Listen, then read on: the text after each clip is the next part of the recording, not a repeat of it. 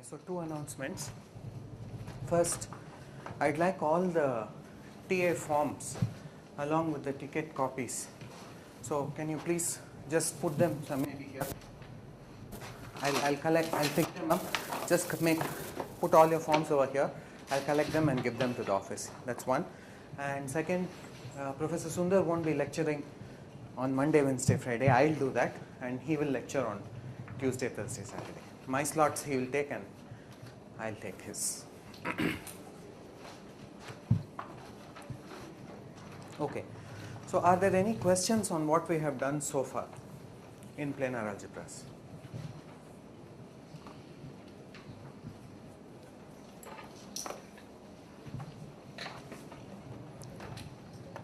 Okay. So let me continue. I made a slight mistake in my definition of a subfactor planar algebra. It's not really a mistake, but it should be stated slightly better. So let me first do that. So let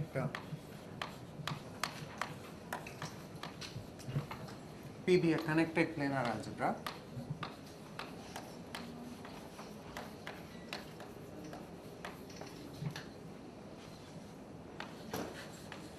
with modulus delta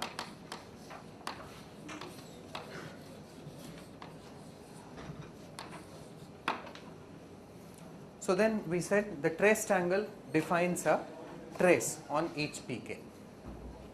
Then for each k,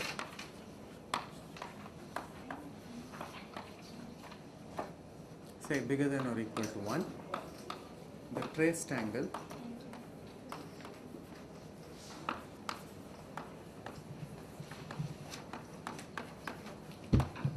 which is the following tangle. It has one internal box of color k.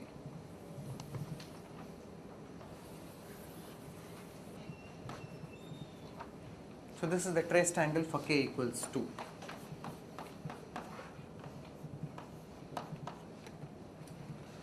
Defines a trace on pk. In other words, the map Z of the trace tangle,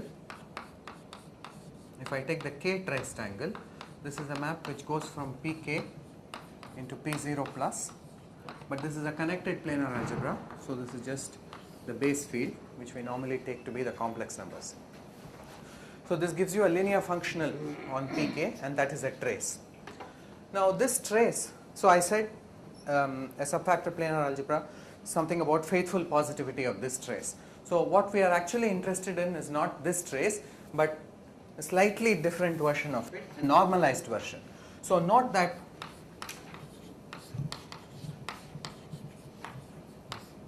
Z trace, so it's supposed to give you a map from pk into c. So we can ask, if you take, so this is the unit element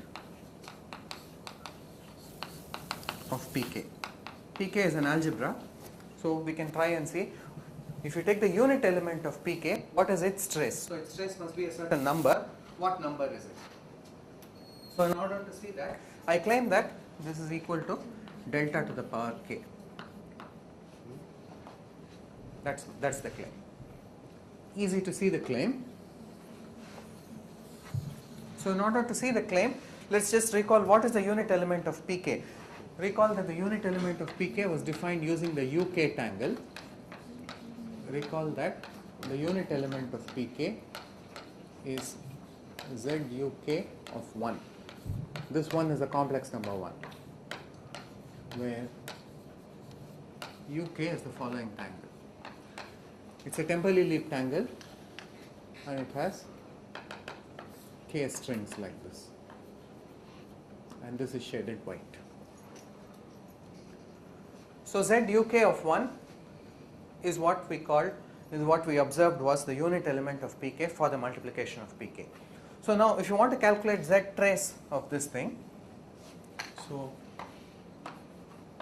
Z trace of the 1 of k, and this is the trace k, is the same as Z z trace k0 plus of z uk of 1. But we know how tangles, when they compose, the z's also compose. So this is the same as by the substitution z trace k0 plus circle uk of 1. That just means you put uk into the box of that trace k plus k0 plus and then evaluate it on 1. So what does this become? But the tangle there, trace k0 plus circle uk, is just this. So you have, so when k is 3,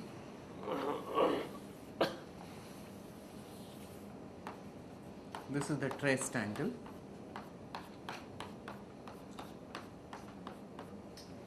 Inside this, inside the box of the trace tangle, you must substitute u3. u3 is just 3 lines going straight down.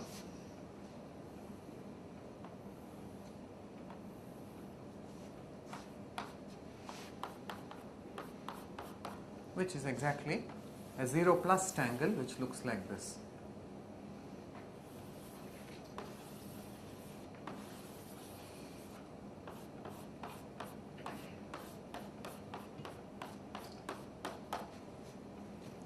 Now it is a 0 plus tangle, note that it has no internal discs at all, right? This had one internal disk of color k, and inside that I put uk, which has no internal disk. So final answer has no internal disk.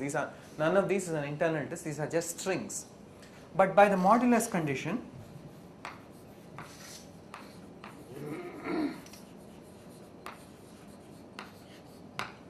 this picture, if you do z this of 1,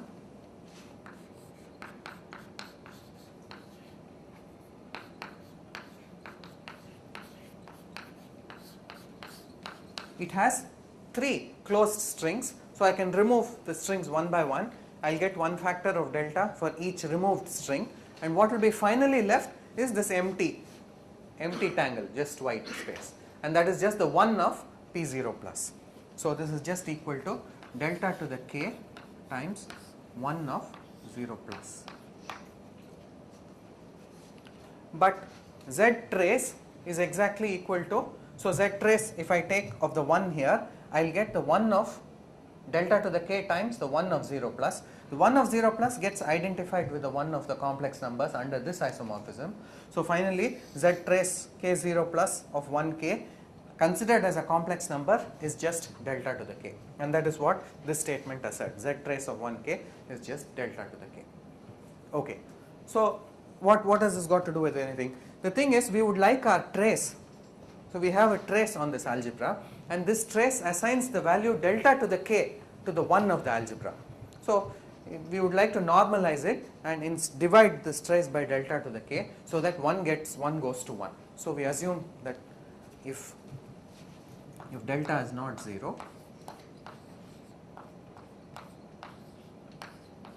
then delta to the minus k times z trace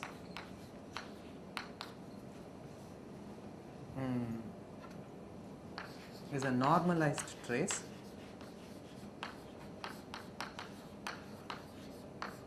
on pk. Normalized trace meaning takes 1 to 1. The 1 of pk gets assigned the value 1, trace 1. So this is a normalized trace, and it is this trace, it is this trace that we want to be positive. So when we said that with faithful positivity, I was actually thinking about this trace after the normalization, whereas I said positivity about this trace without the normalization. It doesn't matter much because we know that delta has to be positive, but nevertheless the definition, as a matter of definition, so a planar algebra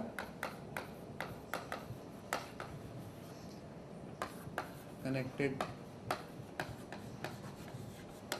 with modulus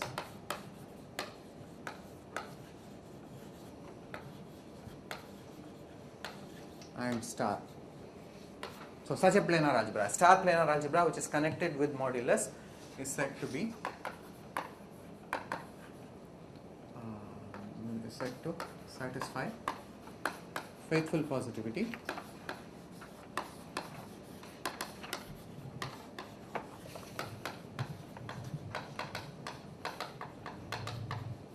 if this trace, if the normalized trace is positive.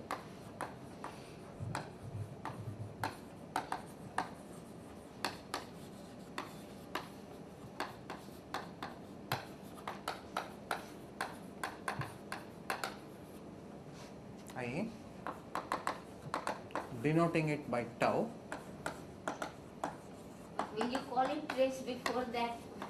Which one? I'm joking. You are already calling it trace. You know, it is a trace always. It is always a trace. There is not, that doesn't matter at all. It is a trace. The only condition is the normalization. I just want 1 to go to 1. It is still a trace. Even without normalization or anything, or in any planar algebra, it is still a trace as long as it's connected, and even with modulus is not needed. It is a trace. So denoting it by tau, we want tau of x star x to be always greater than or equal to 0 with equality if and only if x is 0. Okay, now I have denoted it by tau.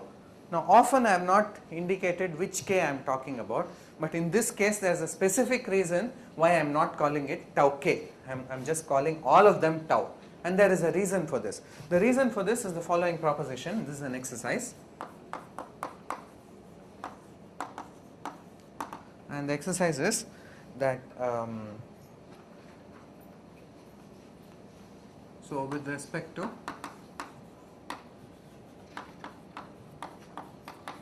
the inclusion maps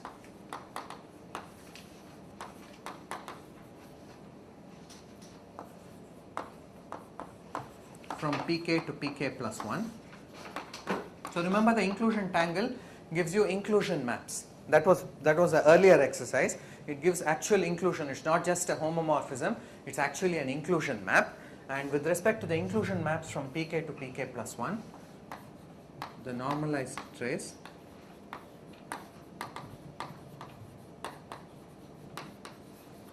are consistent. And this is one reason for preferring them. What does that mean? See, pk has a trace, normalized trace. Pk plus 1 also has a normalized trace. If I take an element x in pk, I can take its normalized trace, or I can take the x and then go to pk plus 1 by the inclusion tangle and take its normalized trace over there. These two will turn out to be the same value, which is not true if you do not normalize. If you do not normalize, as we saw, the 1 of pk has trace delta to the k. But under the inclusion map, we already know that the 1 of pk goes to the 1 of pk plus 1. It will have trace delta to the k here and delta to the k plus 1 there. That's not a nice feature to have. We want the 1 to have a constant trace 1 everywhere. And that happens once you normalize. Okay, so this was a note about. Going from pk to pk plus 1 somehow reflected in the Jones term? Yes, of course. Of course it's related. This pk is actually the commutant of n with mk, and this is the commutant of n in mk plus 1. There is a natural inclusion. This inclusion corresponds to that inclusion in the Jones term. Okay, so normalized trace, that is something I had to do from last time. So now let me get to the Jones projections again. So let me get back to how we started discussing these planar algebras. So at the very beginning, in my very first lecture, I said the motivation for planar algebras comes from subfactors, where you begin with n in m, and you call this, you begin with n in m. These are 2-1 factors, which are one-arm algebras of a particular kind. And then Jones found a way of taking this n in m and doing something called, he calls the basic construction, to produce a whole tower. So contained in m2, m3, all of these are 2-1 factors.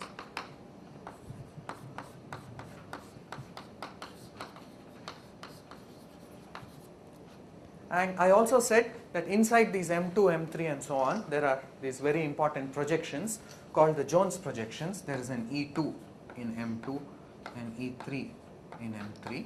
so on and so forth, satisfying some algebraic equations. Algebraic equations, there were two of them. Ei and Ej commute when I and j are far apart, and if they are close by, that is, if I have Ei and Ei plus minus 1, then they satisfy another relation. Now all of these things are reflected in the planar algebra. The original motivation for planar algebras comes from here. So associated to this n in M, there is a planar algebra. And how is this planar algebra produced? So in order to say how any planar algebra is produced, we have to give a set of vector spaces and we have to specify how tangles act. So it's difficult for me to specify how tangles act. That will require knowing, understanding these subfactors very closely. So I won't explain how tangles act, but it's easy for me to explain how you produce the vector spaces. So associated to n in M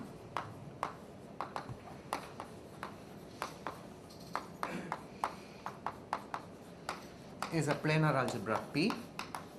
In fact, it's a subfactor planar algebra P, where Pk is n commutant intersect Mk. Everything in Mk that commutes with everything in N. So Mk is somewhere here, N is somewhere here. You could consider all things there which commute with N. They form a finite dimensional space. They form a finite dimensional C star algebra, and this C star algebra is exactly the Pk for some planar algebra P. There's a natural way in which we can make all these collection into a planar algebra.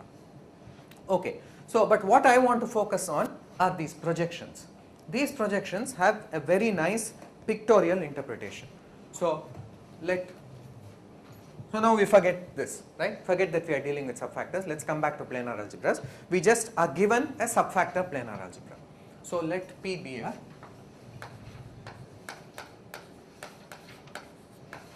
subfactor planar algebra.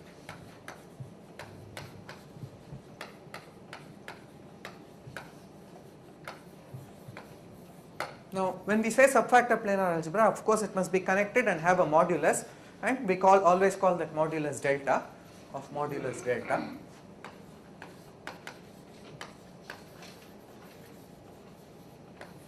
And one of the exercises I assigned was that delta must be a positive number. For a subfactor planar algebra, delta is necessarily a positive real number. You cannot choose an arbitrary complex number delta and expect to get a subfactor planar algebra. Okay, so take up subfactor planar algebra P of modulus delta, and inside this P, I am going to define inside the P case, I will define these Jones projections. So let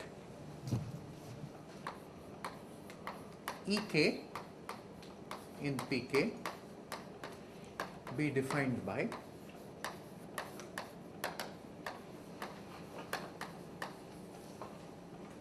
now this is only for k at least 2.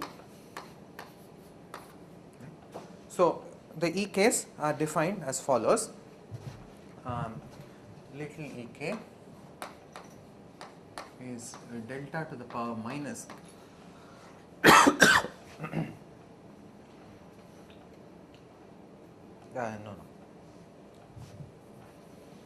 delta to the power minus 1 times z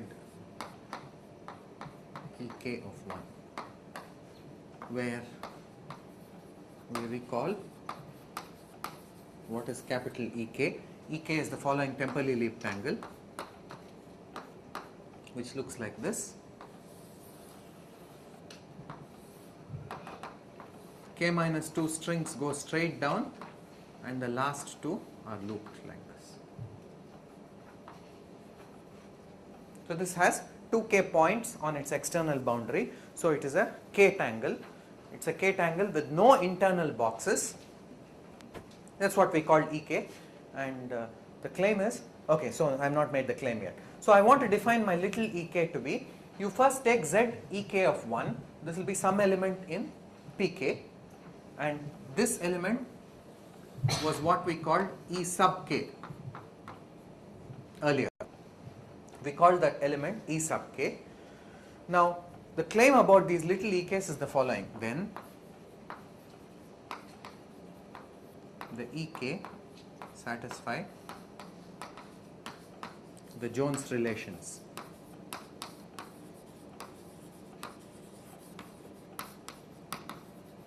And what are the Jones relations? EI EJ equals EJ EI if I minus j is at least 2. That is, if they are far apart, then they commute, and EI plus minus 1 EI is delta EI for all I.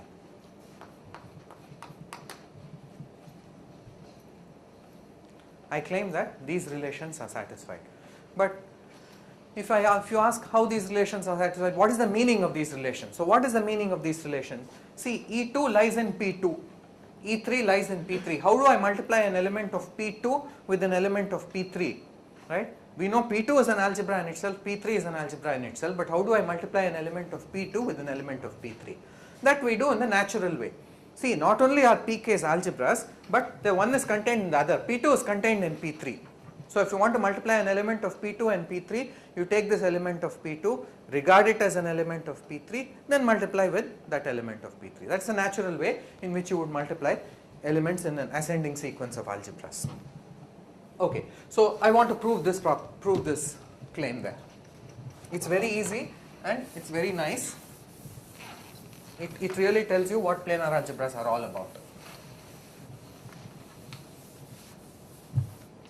So proof. Let me prove the more interesting part. The more interesting part is this one, this relation. I claim that EI plus 1 EI is delta times EI. So proof. So to show, I'll do it by example. It's clear that the same proof will hold in general. To show that EI plus 1 EI equals delta times EI, say take I equals 3. So I want to show that E3 times E2 or E4 times E3 is delta times E3. So want to show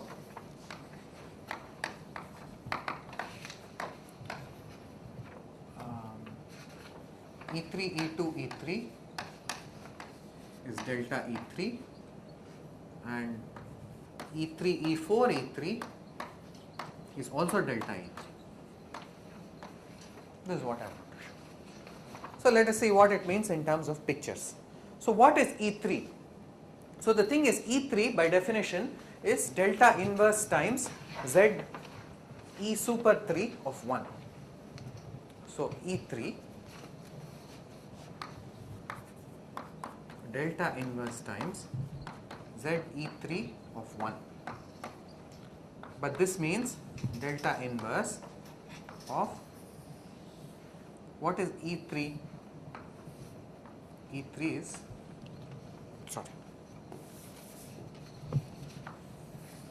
E3 is just this tangle.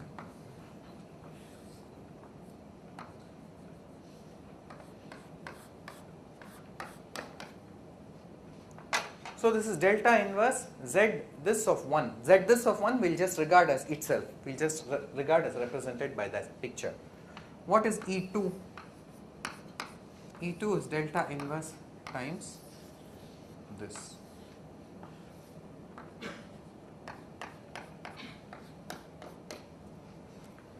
See, but this, if you want to multiply E3 with E2, I must put my E2 inside P3. Then only I can multiply. This is the same in P3 as, how would you regard an element of P2 as an element of P3? You just add one line there. Now this is also an element of P3, that is also an element of P3. Let's multiply E3, E2, and then E3 again and see what happens.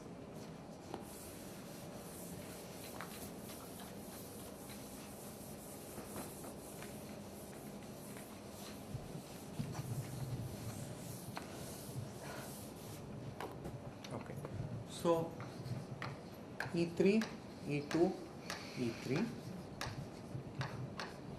is delta inverse times, this is E3, right? This E3 that I have drawn is this one. Then I have to do E2, which is delta inverse this. Oh, I made some mistake. Huh?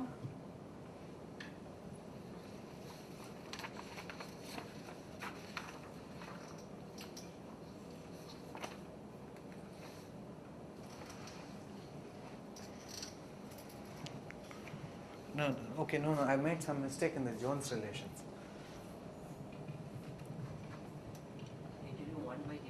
It is delta, yeah, that's what. This relation, when I wrote it down earlier, I think I wrote it down right. It's delta to the minus 2. That is what this relation is. When I wrote it down earlier, I wrote it right. Did I write it right earlier? Yeah, Delta per minus 2 it should be. Yes. Yeah. Okay. So E3, then I wrote E2, then I write E3 again, which is this. And multiply. Multiply just means stack them. When I stack them, what do I get?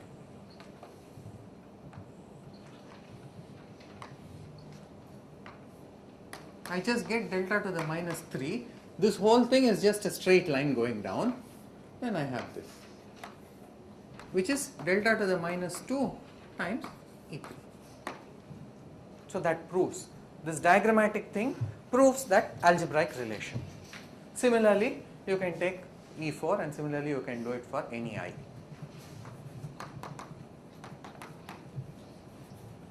Similarly, E3, E4, E3 will be delta to the minus 2 E3, and similarly for other I also. That proves this relation. This relation is even easier. So suppose you want to show this relation. For instance, E2, E4 equals E4, E2. As for other relation,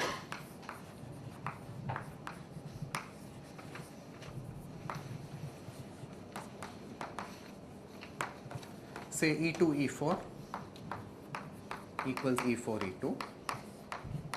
I'll start getting a little more cryptic. I'll not write this. No longer I will do this process. This process can be done always. Essentially everything is just pictorial and you will have to put in all these z's to make it formal, but I'm not going to do that anymore. So if I want to prove that E2, E4 is E4, E2, here is the proof. So here is E2, right, and here is E4.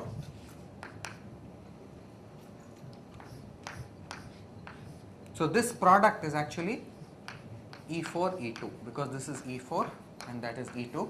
Multiplication is always from bottom to top, right?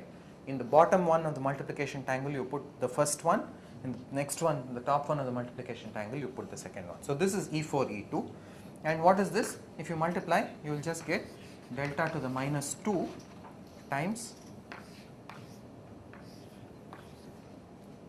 On the other hand, if you do E2, E4, you will have to put E2 here and E4 here, which also if you multiply, you see you get the same thing. You just have to connect this.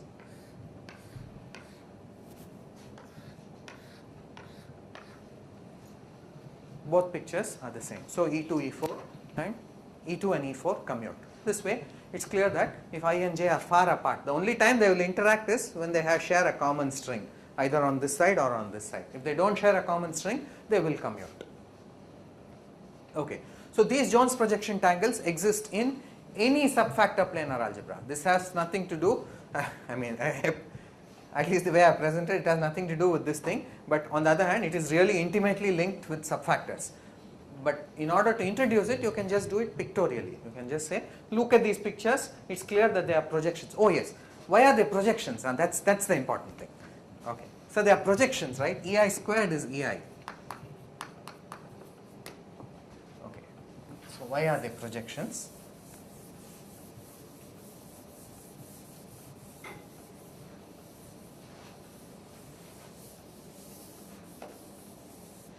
So for example, E2 squared equals E2 I want to prove. So I begin with E2. What is E2? E2 is just this picture with a delta inverse. By that I actually mean E2 is Z sub that tangle of 1, but I am not going to write out anymore. I'll just think of E2 as delta inverse times this picture. So you want to multiply E2 and E2, so this picture times, so this is E2 times E2, multiply, what do you get?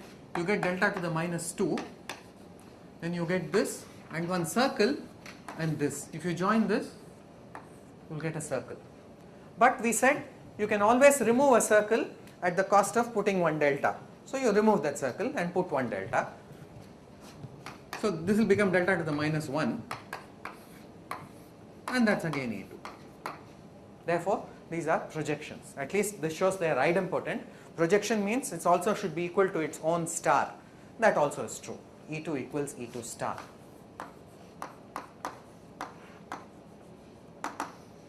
So what is E2 star?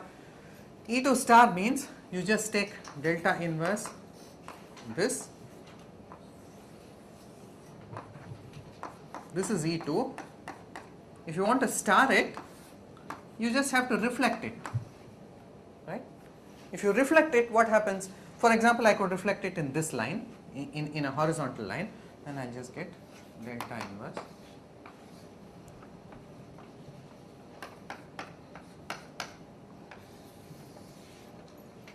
But this and this are the same region is starred, right? Although the star position has come here under reflection, the region that is starred is still the same white region, this white region. There is only one white region there to be starred, right? So these two are the same. So this is E2. So E2 equals E2 star. So we have a projection, we have an actual projection. That means something is its own star and also its own square, and satisfying these conditions. So these are called the Jones projections. They exist in any subfactor planar algebra. Okay, now one more family of tangles I need to introduce. These are the so-called conditional expectation tangles. There are two kinds. I already mentioned one of them in the last lecture. Let me just recall what that is and give you one exercise.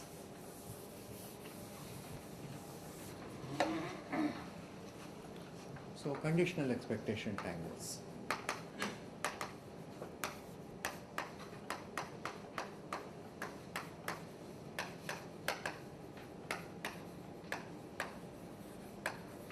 I am only doing the right.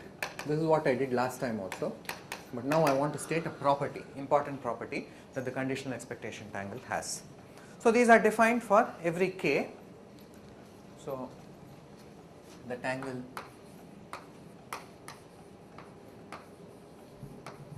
ek k minus 1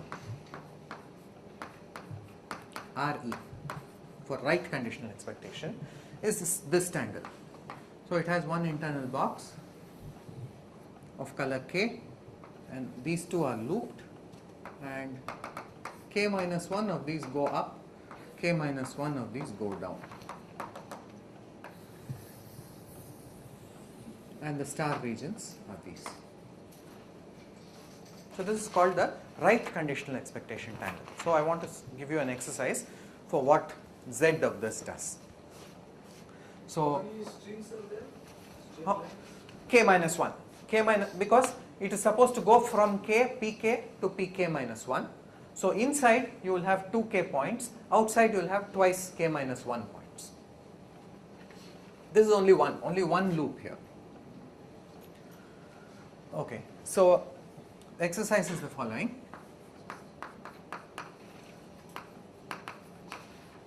So let E be the map Z Re k minus 1. This goes from pk to pk minus 1.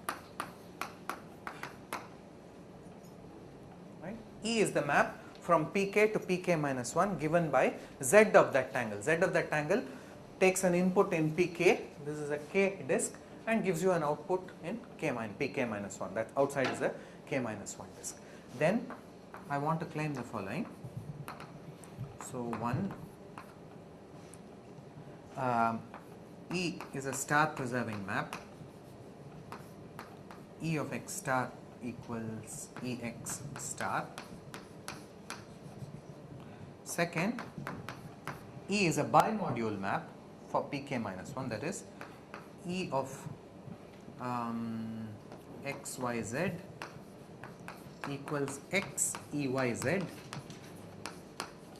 when x and z come from pk minus 1, y comes from pk.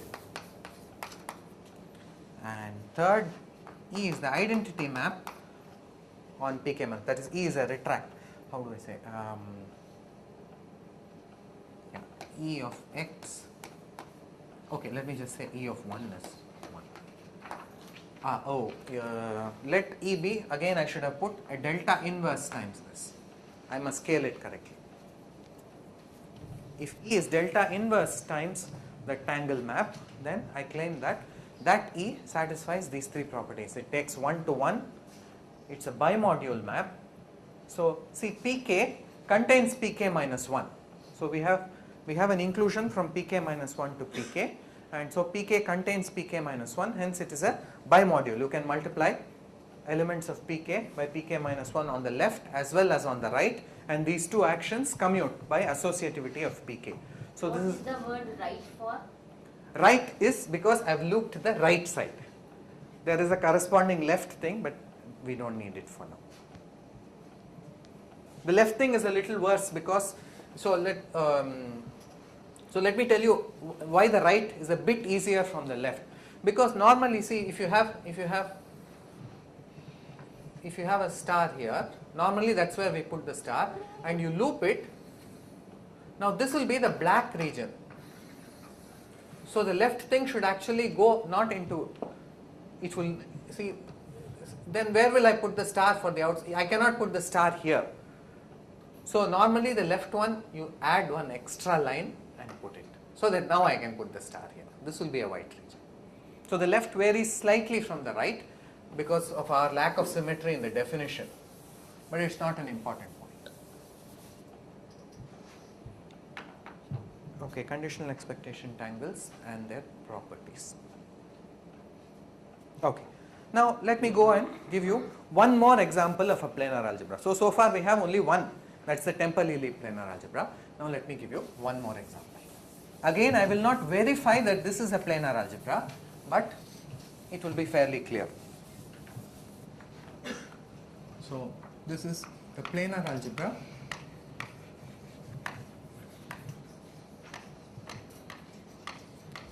of a finite dimensional vector space.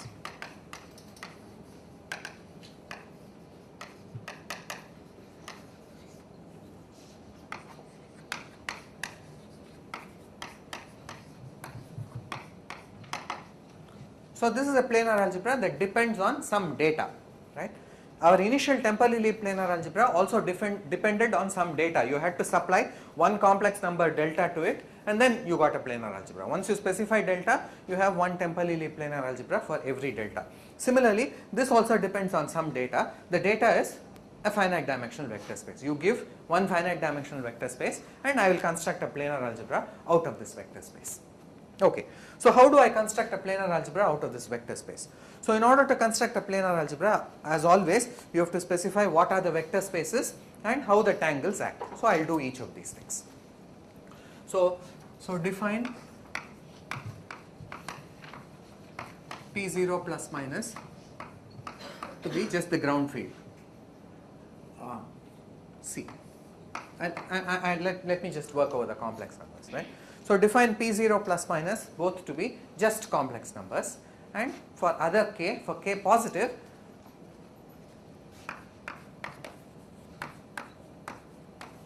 define Pk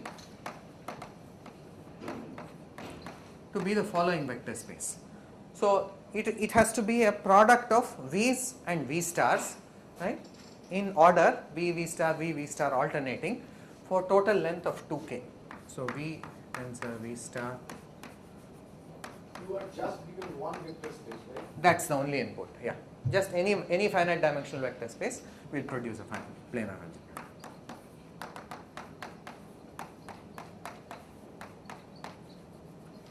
Right? So it's v tensor v star tensor v tensor v star. How many of them? Totally 2k.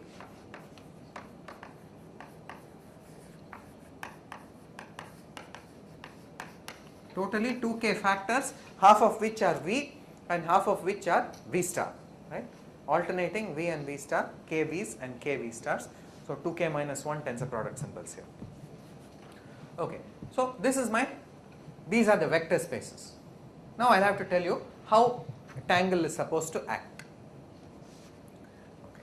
So before I say that, this is supposed to be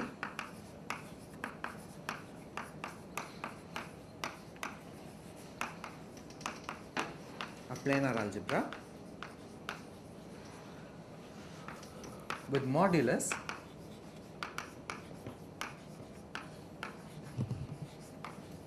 n, which is dim V. Already by saying this, I am imposing some condition. I am saying that whenever you have a loop in a tangle, you can remove the loop and instead multiply by n. The delta is going to be n for this one, n being the dimension of this vector space.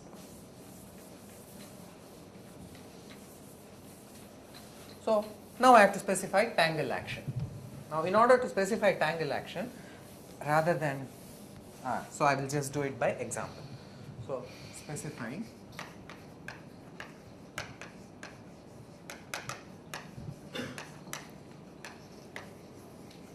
tangle action. I'll take one particular tangle and tell you how that acts. That will give you the idea of how the tangle action is specified in general. So consider, for instance,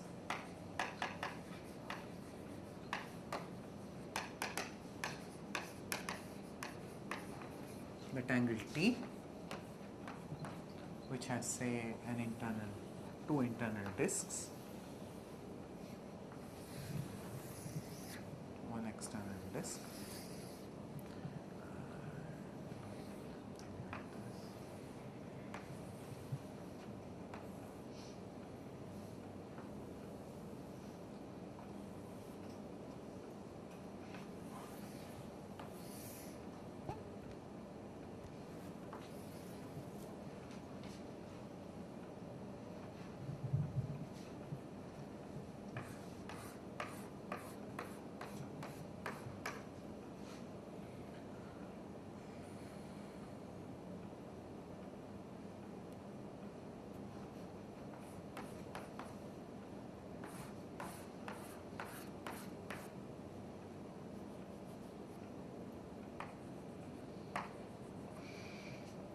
Let us take this tangle, some tangle. Now I have to tell you, yeah. That you want to? Oh yeah, I should, sorry, I should.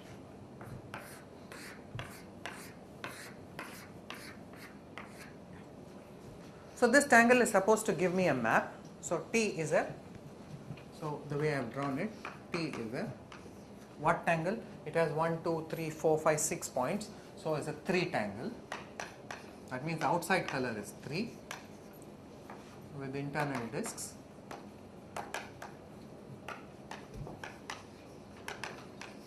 Of colors. I have to name the internal discs. Let me call this D1 and this D2. This internal disc has color 2, this has color 3. So in the long notation, T is T3, 2, 3. It's a tangle of this type. 2 internal discs, the first one called of color 2, second one of color 3, external disc of color 3. So it's supposed to specify a map. So ZT must then be a map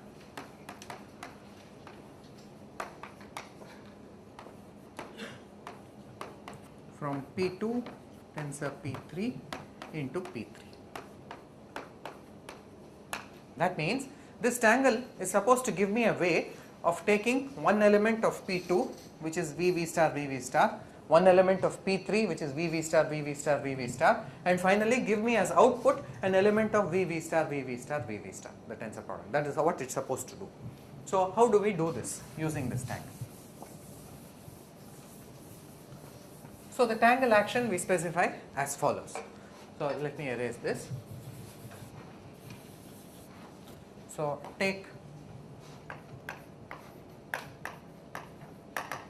I want to take an element of P2, an element of V tensor V star tensor V tensor V star. I will denote that by V1 tensor F1 tensor V2, tensor F2. Now, there is already a problem with this. I cannot denote any element of V star that way, right? Because not every element is decomposable. I cannot write it as a decomposable tensor. A typical element is a linear combination of such things. But it doesn't matter. If I tell you what it does on these in a linear fashion, then there's only one way of extending it to the whole thing. So I need not take an arbitrary element. I just want to take elements of this kind and tell you what the answer is. So take this in P2 and let's say W's and G's for P3, W1, G1, W2, G2, W3, G3 in P3. Then I'll tell you what ZT of this is supposed to be. So we'll define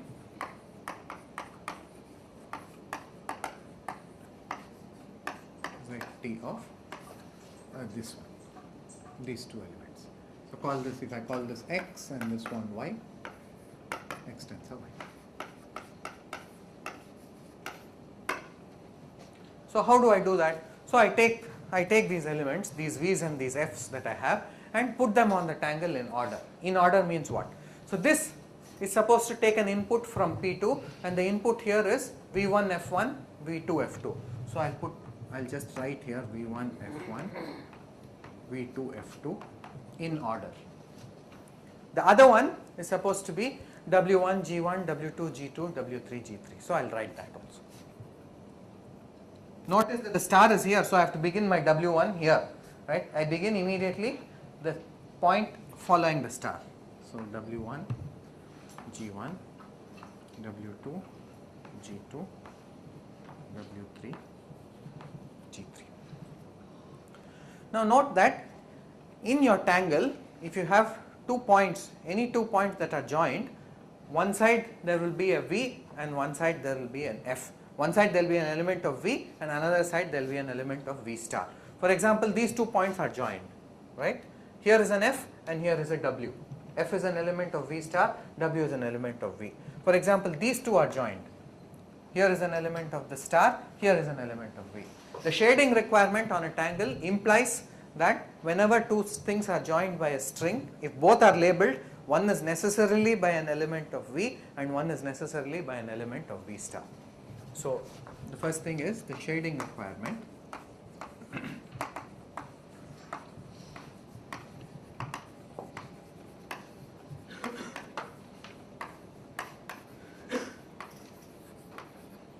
On a tangle implies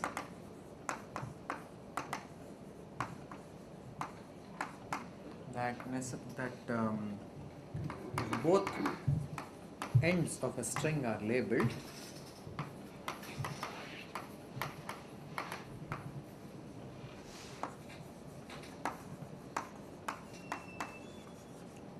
one label comes from V and one from V star.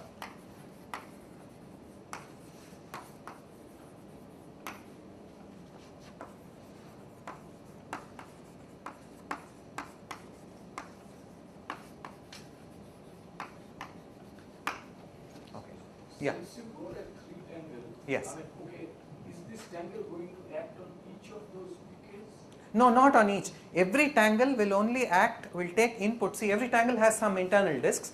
So this is a P2 kind of thing, this is a P3 kind of thing. So it will take an input in P2 tensor P3 and give you an output, because the output has 6 things, it will give you an output in P3. For every tangle, it won't act on all spaces, it will only act on those spaces for which it has those corresponding disks inside, and it will only give an output for whatever color it is on the outside. That's all it will do, not on everything. Now you say one and the other, but order is also set, isn't it? The way you took. No, that depends on how you are reading the string, no? I mean, No, I could. I can't do W2G2 next time, you know, that's. Where? Here. X1, this is W1 G1, then Yeah. W2 G2. Yeah, it has to go in this order. So this is one and the other does not specify that the order will be kept intact also. No. Here, no. What I am trying to say here is take any string. For example, this string. Yes. This string has two endpoints. Yes. There are two labels. One is a W, one is an F. Okay. That means one comes from V and one comes from V star. That's all I am saying. Okay, for the strings. For the But strings. even inside you have taken care that it goes anti-clockwise. So that is the way that, so I'm Yeah, trying to so- give you a way of calculating the ZT. So it will go in order. So I begin with the star point, Yeah, sir. and I label it according to that element there. In that element the things alternate. It's always WG, WG, WG. So that is how you label this here also. So it will alternate. But you have taken this clockwise or anti-clockwise, that sort of thing. No, I have fixed clockwise. Okay. I always go only this way. In most of the things I have done so far, the numbering is always done clockwise, starting from that star point. And this you are not writing. I didn't write it. Yes, yeah. So I should do. So we'll define this. Yeah. So label as in this example. Yes, that is. Label as in the example.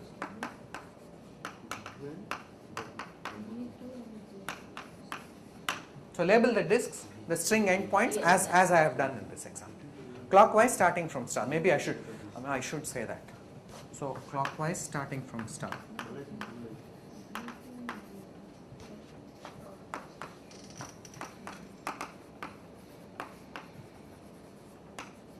So actually you started with a vector space. Yes. After all these operations, Yeah. what is your final output you are aiming? The final, I want a planar algebra. I want a planar algebra, which means I have to tell you what are all the PKs, what are all the vector spaces for that planar algebra, and I have to tell you how tangles act, most importantly. So that is what I am trying to do. I am saying PK you have to take as this vector space, V tensor V star K times, and how tangles act, I am doing it by means of one example, by means of this example. So I haven't explained still. So I haven't still told you how to get this element in P3. So how to get this element in P3 is, you move these elements along the strings outward. So you move all these elements outward. So for example, this V1 will move outward and come here. This F1 will move outward and come here. This W3 will move outward and come here. This G3 will move outward and come here. But then there are these other strings where you can't move outward. What will happen? This F2 and this W1 will collide somewhere in between. This V2 and this G1 will collide somewhere in between. And then there is still one string for which I have no clue as to how to label it at all. So that these are the things I will have to explain. So now you define ZT of xy as, okay, so first of all it will have a scalar part and then a vector part. The scalar part is given by, take all strings which have both ends labeled and just collapse. This is F2 of W1 makes sense. F2 is an element of V star, W1 is an element of V. So F2 of W1 is an element of the field.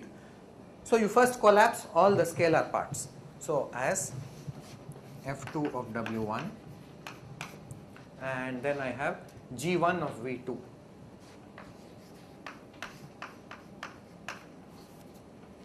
So that is one ingredient. So you collapse all these scalars. So this goes off, that goes off. One more you said G2 of Oh sorry, yeah, and then G2 of W2 also is there. G2 of W2. So those are the strings, both of whose endpoints have been labeled.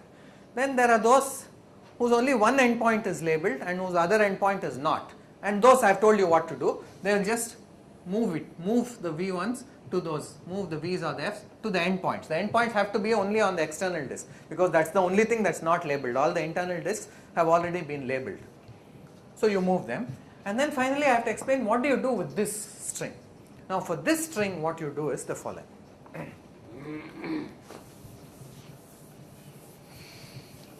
To a string both of whose endpoints lie on the external disk,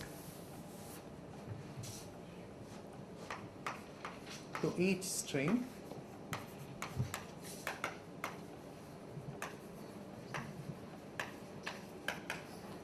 each of whose endpoints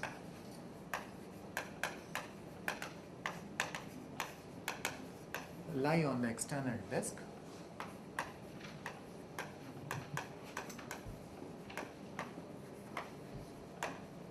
Associate the element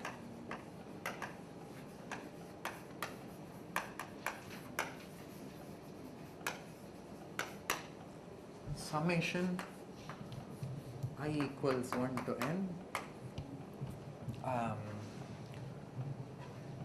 Let me call this, I've already used f's and g's. H.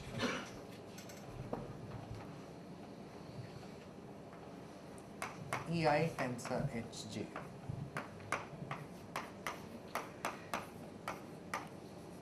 Where EI is a basis of V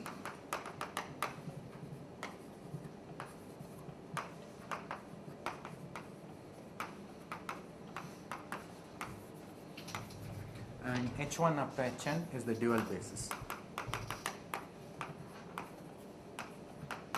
of V star.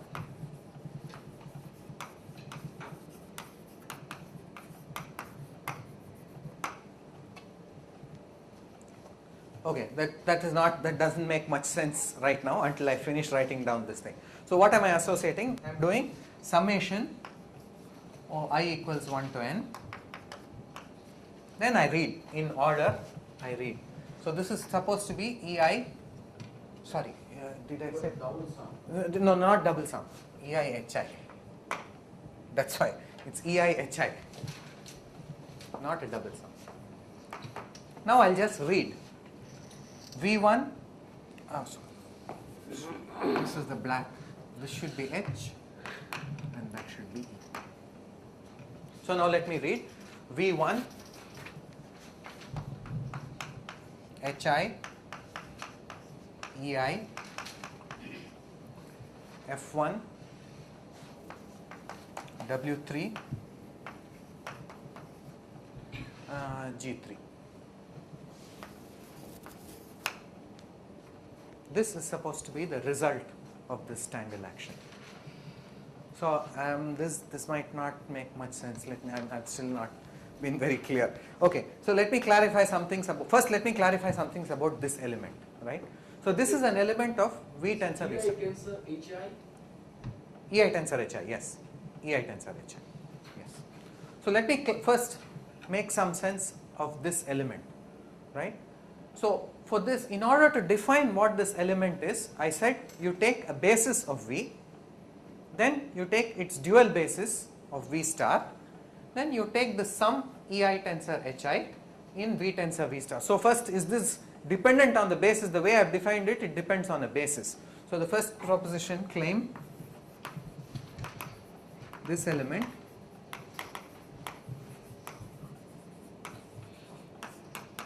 is independent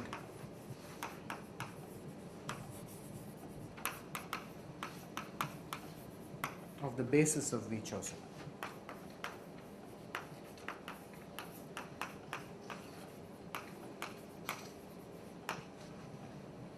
Okay, this is crucial, right? It doesn't depend on basis. I can choose any basis I want and calculate this. I'll get the same element in V tensor V star no matter which basis I take, and this is important. So let's first see why this is so.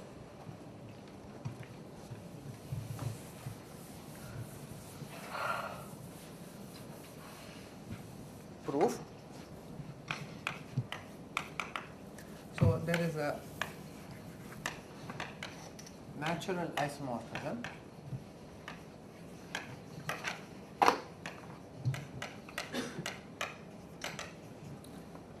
theta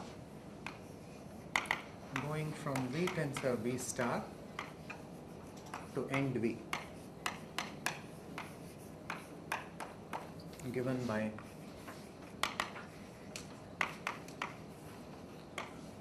theta of V tensor F is T of V comma F, where so V tensor V star is canonically identified with endomorphisms of V. That just means the matrix algebra of size n over V, where V has dimension n, by saying theta of V tensor F is TVF, where TVF of any W is F of W times V. This is a isomorphism.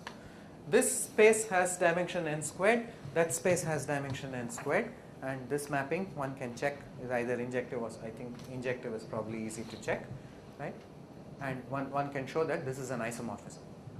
Now, then so this is natural, this has nothing to do with basis. Further, theta of summation over I, if I take EI tensor HI, I claim is the identity map, identity endomorphism of V. And therefore, this doesn't depend on basis. Once it's an isomorphism, if I can show this, if I can show it for that basis, if I can show that theta of this is identity of V, since it's an isomorphism, whichever basis element I take, it's just theta inverse of id V will be this element. It has nothing to do with basis. So let's prove this, because if I take theta of sigma I EI tensor HI, what is this equal to? This is just sigma over I of T of EI tensor, EI comma HI. And if I operate this on V, and summation over I T of EI HI by EI and sum over I, I'll just get back my original vector by definition of dual basis. This last equation is by definition of what a dual basis is.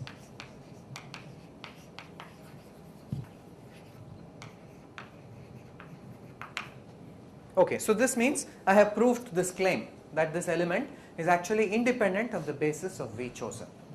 Now let's get back to this. How did I calculate what Z of T was? So I'll begin afresh. Now with this further knowledge, it will become a bit easier.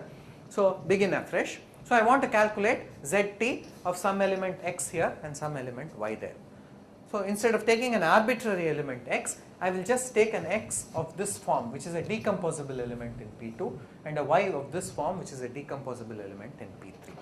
Then I'll write those two elements inside these boxes in such a way that I begin from star and label the strings alternately according to an element of V, V star, V, V star, so many. Then I look at all the strings in this picture, right? And all these strings, if I have any closed strings, I can remove them already. That is why I first said that this planar algebra is of modulus n. If I have a closed string anywhere, I'll just remove it, put an n factor. So I have no more closed strings left. Every string has now two endpoints. Some of these strings will join points on the external disk. Now when a string joins a points on an external disk, I will label it by, see, I said label it with EI tensor HI. But when I say label it with EI tensor HI, you must pay attention as to which way it goes, whether it is EI tensor HI or HI tensor EI, depending on, see, this string, see, it has to go V, V star, V, V star. So if it is V star and V, then you do HI EI. If it is V and V star, then you do EI HI. It doesn't matter. I mean, you have to label it correctly. You have to label it with V star here and V there. So you label it with HI, sigma of HI tensor EI. Then the other strings, both endpoints of which are labeled, you just contract, collapse those two. One will be labeled by an element of V, one by an element of V star. So you just calculate that pairing, that is these. Then everything will be labeled finally, right? The answer is whatever things you get. And here you get V1, that is how V1 propagates along the first string. HI tensor EI for that loop which joins 2 points on the external thing. Then you have F1, W3 and G3, all of which come by propagation. So here is W3, here is G3 and here is F1. Is the process clear? So one more thing. So if you have one more string inside the string connecting HI and EI, then the summation will begin.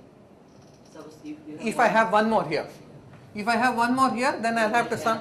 There will be one more sum. So I'll have to sum over I and then another j. I'll have HJ, EJ, HJ here. I'll have one more sum. There will be one sum for each string which joins 2 points on the external boundary. No, just a minute. The first one near the star on external disk. Yes. No, there in the picture. Let me erase The this. first one. just near the star. Yes, What is that? V1. That is the V1 because this V1 went along the string and reached there. Right? All those things which are joined, any point here which is joined to an internal disk will get a labeling automatically from whatever you labeled that internal disk point as. The only things which won't get are where both endpoints are joined to the external disk, and in that case for each such string you will have one such summation occurring. For each string you will have one such summation occurring. Is this process clear? I'm confused because Yeah. doesn't it look like that this map that you wrote Yeah. will only take, I mean, it's a rank 1 sort of map. Because that vector is said summation I equal to 1 Yeah. that thing. Yeah, that is a rank 1. That's always fixed. That is fixed. And I mean the rest is all about. No, but that is not, that's the point. No, it's not rank 1. How will it, see, it is rank 1. Are you saying this map is rank 1? Yes. No, it's not rank 1 because it depends on what I am putting in here and there. No, if I put different things here, I will get very different vectors at the end. See these V's, for example, V1, W3, G3, all of these occur at these endpoint. So if I change the V1, W3 and G3, I will get different ones. It's certainly not rank 1. Also, EIs are not the basis there, right? Where? Oh, the V's change. EI, FI is a dual basis, but these rest vectors come from what vectors I am putting in over there. It is not a rank, it won't be a rank 1 map in general. Okay, this may not be very clear now, but let me do one more example to illustrate why would, okay, so I have defined some maps associated to tangles. Why is this a planar algebra? That is an important question. We would like to answer that. Unfortunately, I cannot prove it for you. I cannot prove rigorously at this point that this forms a planar algebra. It is hard to prove. But it is intuitively clear. I will give you one example of why it might be intuitively clear.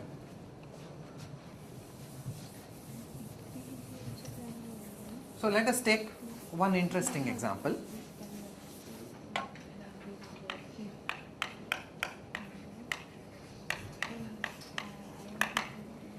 So for example, let us take the tangle E21.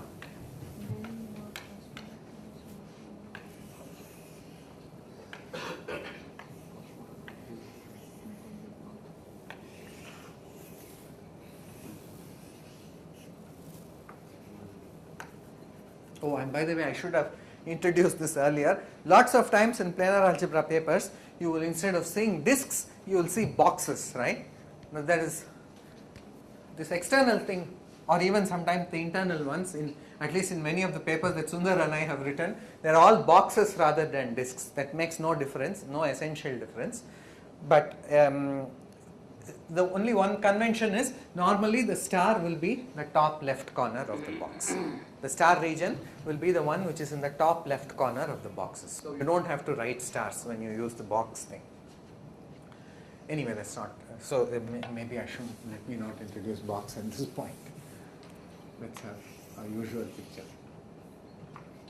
Okay, so this is the tangle E21, RE21, right conditional expectation tangle. So let us see how this acts. So this is supposed to give a map. So Z of RE gives a map from P2 to P1. It has a 2 box on the inside, a 1 box on the outside. So what map does this give? What map does this give? So I have to tell you what it does on an element of P2. So take V2, V1 F1, V2 F2.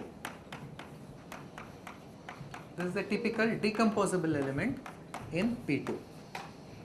And what does this do? So V1, F1, V2, F2. ZRE of this element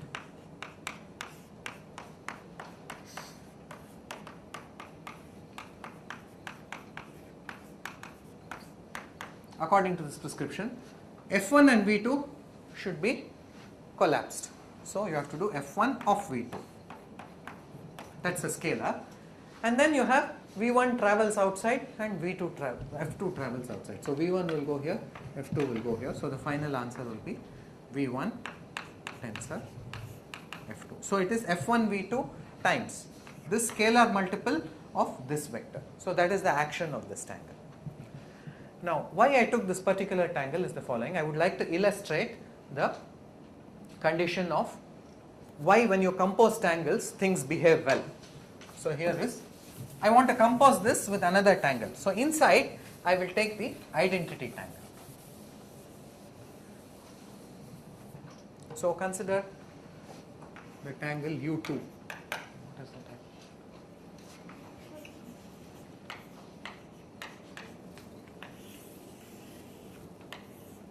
So this is the tangle U2.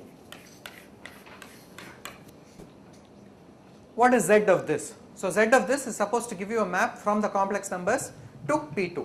So Z U2 is supposed to give a map from C into P2. P2 of course we know is V tensor V star tensor V tensor V star.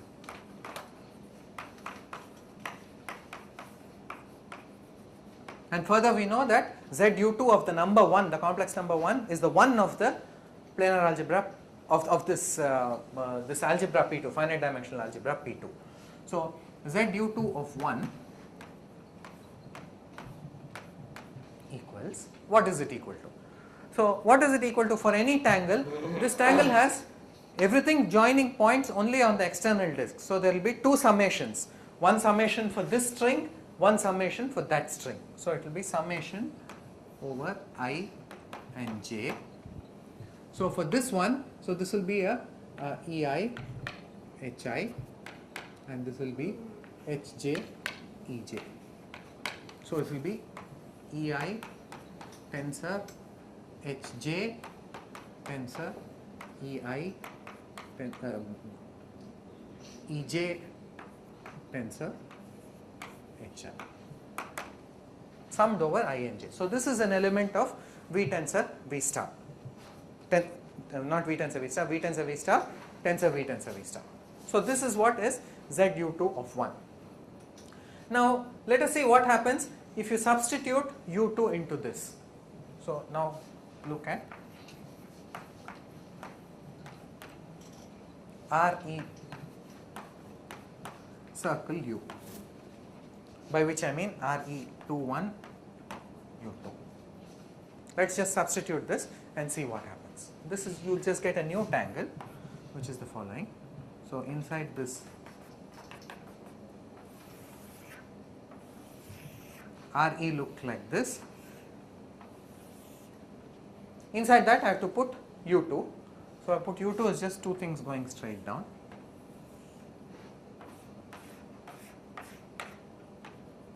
So I just get this tangle. RE circle U2 is just this tangle.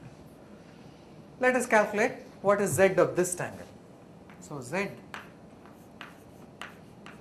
of RE circle U is, there is one loop. This loop gets removed. That loop contributes a value of n, I said. Every loop contributes n. So this is n times Z of this tangle. That's what it is. That is what the modulus condition says, by the modulus condition. Modulus condition says every time you have a loop, you can remove it, then the two tangles, the z's will differ by how many ever loops you remove, delta power that many, delta power that many. Here delta for us is n. So z of this is n times z of this. So let us calculate z that of 1.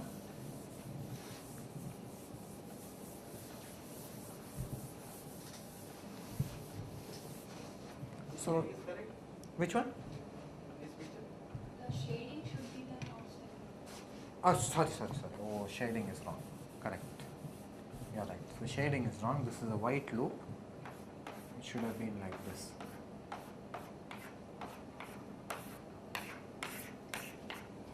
And so this will come like this. Yeah. But this is correct so far. Okay. So Z RE circle U of 1. If I apply it to 1, I'll get n times Now this is a tangle which has no internal loop, then both these join things on the external one, so there will be a single summation over I EI tensor HI. So that is it on one hand. On the other hand, what do we want this to be? On the other hand, we want this to be equal to, the planar algebra axiom says we want this to equal ZRE of ZU of 1. So let us check whether that is indeed the case. In order to do that, what is ZU of 1? ZU of 1 I have just calculated, it is this. Now we have to calculate ZRE of this. So consider ZRE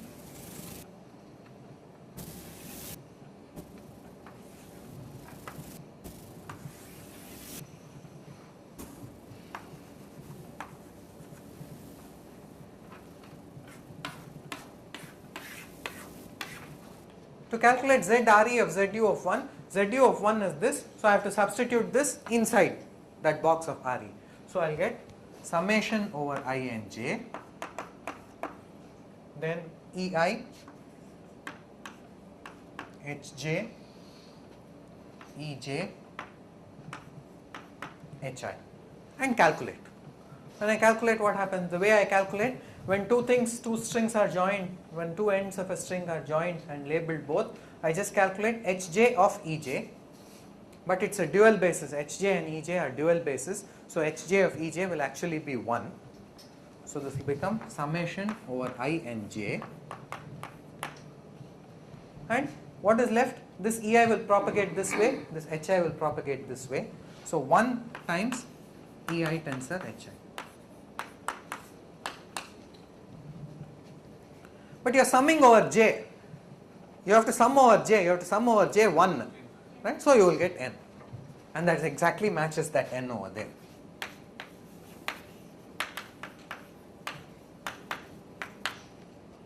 So you see, it is made to work very carefully. If I had chosen, see, the way I defined it, I said you define every loop to be equal to n, then you do the rest of this procedure. The fact that it's a planar algebra requires proof. It is not simple. If I had said every loop you give some n squared and do this, then it wouldn't be a planar algebra, because if we calculated it this way, I would have got an n squared here. If I calculated it this way, I am getting n. The only value for which it will work is when the loop is given value n. So it was not an arbitrary choice for me to have taken n there, right? So what I am trying to say is, the verification that this is a planar algebra is not trivial. It needs something has to be done to prove it. Unfortunately, I can't prove it, but what I would like you to do is to calculate some things in this planar algebra. Just try to calculate the values of tangles on simple expressions like these and see what you get. In particular, let me give you one exercise.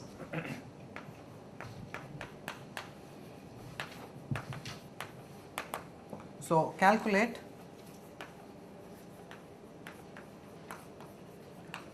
the 5 3TL elements in P3 and check the multiplication table.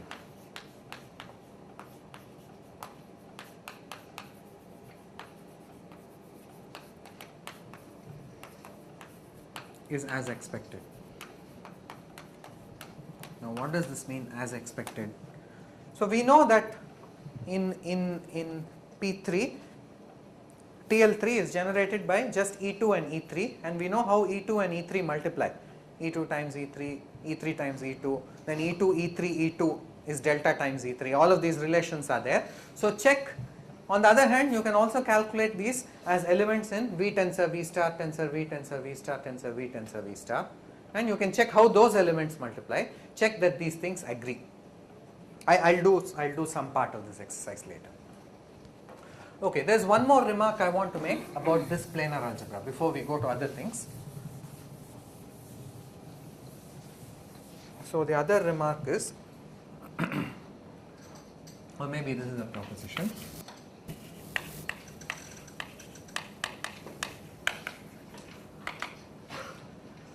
Okay, so we know that in any planar algebra, pk is supposed to be an algebra. So we can ask, what is the algebra for this one? So for the planar algebra of a vector space,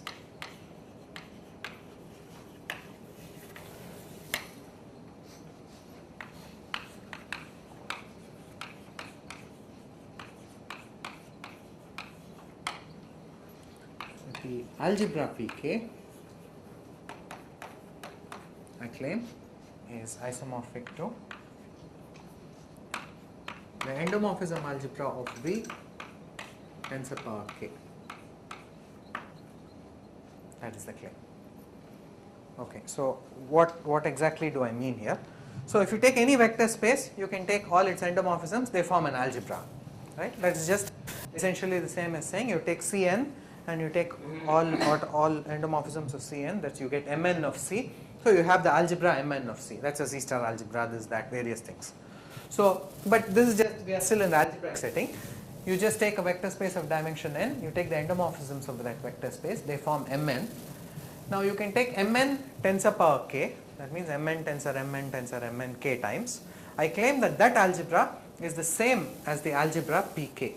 In any planar algebra that you have, it is always useful for you to know what pk is as an algebra. We only defined pk as a vector space. We just said you take v, v star, take the tensor product of all of those. But what is it as an algebra? I claim that it is this end v tensor power k. So let's prove this proposition.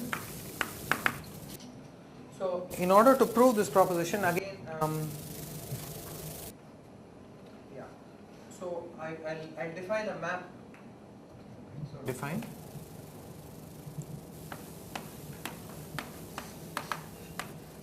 a map from pk into end v tensor power k as follows.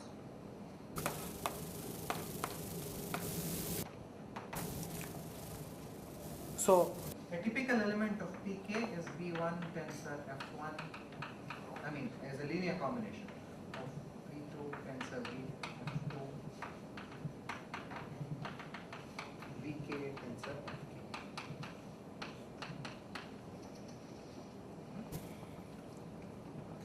So define a map theta.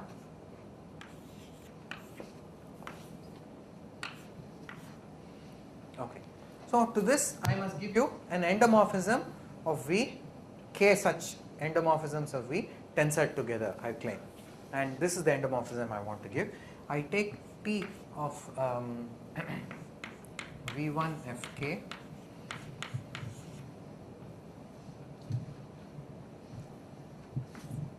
P of V2 Fk minus 1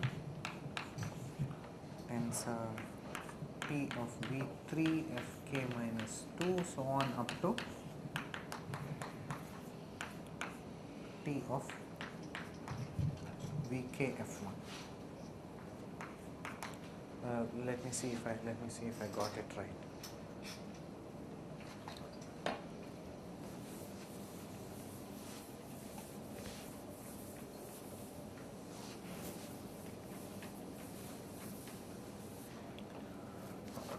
So what I do is I take V1, F1, V2, F2, so in a circle Fk. Okay. This is not what sorry.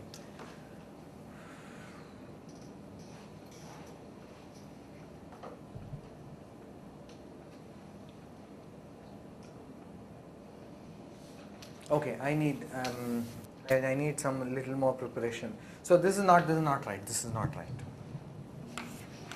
Okay, I will do this myself and tell you what the answer is. This is correct. The proposition is correct. The algebra is end v tensor power k, but what is the exact isomorphism? This is not the isomorphism. What we have to actually do is we want to regard these two as one endomorphism, these two as one endomorphism, these two as one endomorphism, so on. Right? Put all of them together, each pair will give you one endomorphism. This one will give you T of V1Fk. The second one will give you, say, T of F1Vk, that is VkF1, and so on.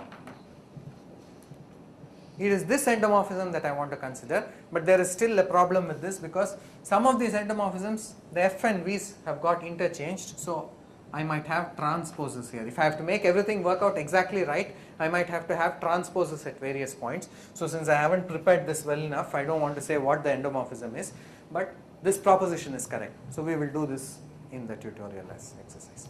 So I think I'll stop here. Yeah, that's it. I'll stop here. The TA forms, can I please have them? I need to give them to the office. For whoever appears on the 10BHM list, for whom TA has been promised. So please give me the TA forms so that I can submit it.